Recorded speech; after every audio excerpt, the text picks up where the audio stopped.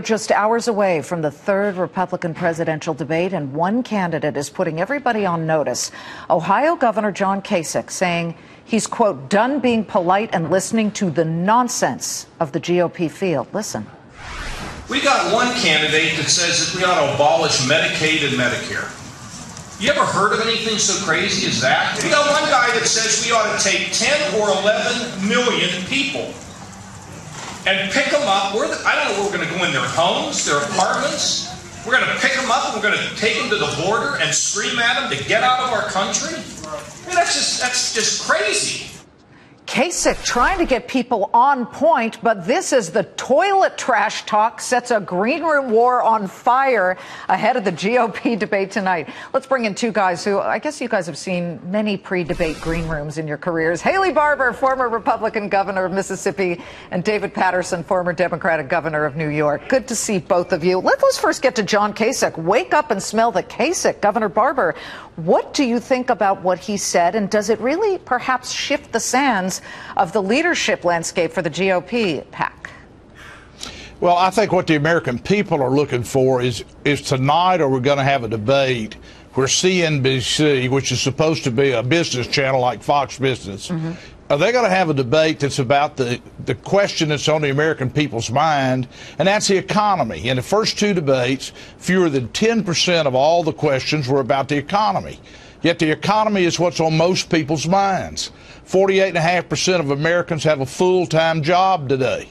No wonder more than half of Americans think we're still in a recession.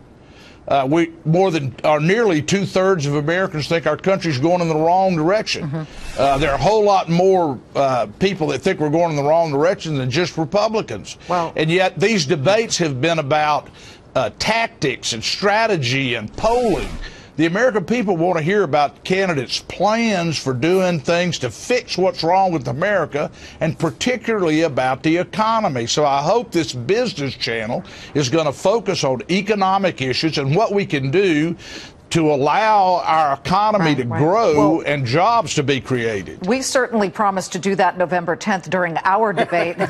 I believe you. I believe you, Liz. Thank you, Haley. I can guarantee that here on Fox Business. Governor Paterson, what John Kasich said, will it strike a bit of a chord with some Americans who've been waiting for some steak, not just sizzle?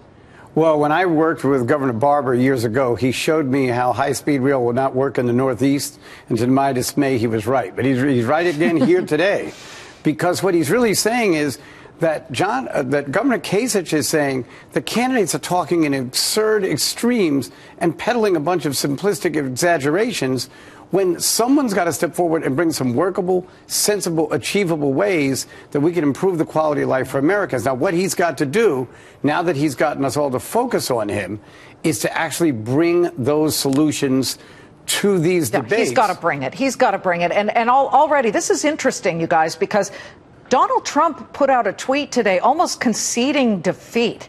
He put out this tweet. He's already criticizing CNBC, saying, I'm pretty sure it's going to be unfair. He said, after a great evening in a packed auditorium in Iowa, I'm now in Colorado looking forward to what I'm sure will be a very unfair debate.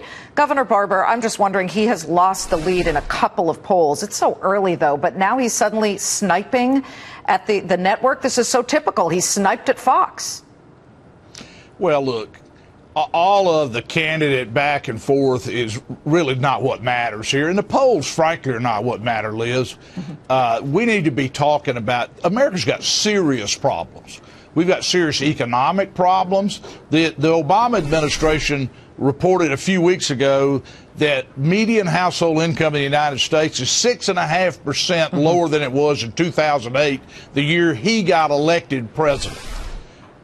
We've lost 70,000 small businesses while he was president. We're going in the wrong direction. And that's not, before you ever think about foreign policy, David Paterson and I served together. We learned how to work together, even though our states are very different and a lot of our ideas are very different. And these we need to be looking tonight at we got to have somebody up there on the stage, good ideas, a problem solver who can work with people. Maybe Donald Trump will change his attitude and be somebody that says that. I'm looking for that from somebody. I think voters are looking for that, but instead you've got the advisors whining and complaining about the green rooms. In fact, there were pictures that were posted. Carly Fiorina, Governor Patterson has a jacuzzi, but why does Chris Christie just have a prison-issue toilet? I mean, these guys are now starting to act like real rock stars. I want alpaca milk and green M&Ms. You know what? Many of you might not know unless you were actually there, and I've been in this type of situation. You're running for something.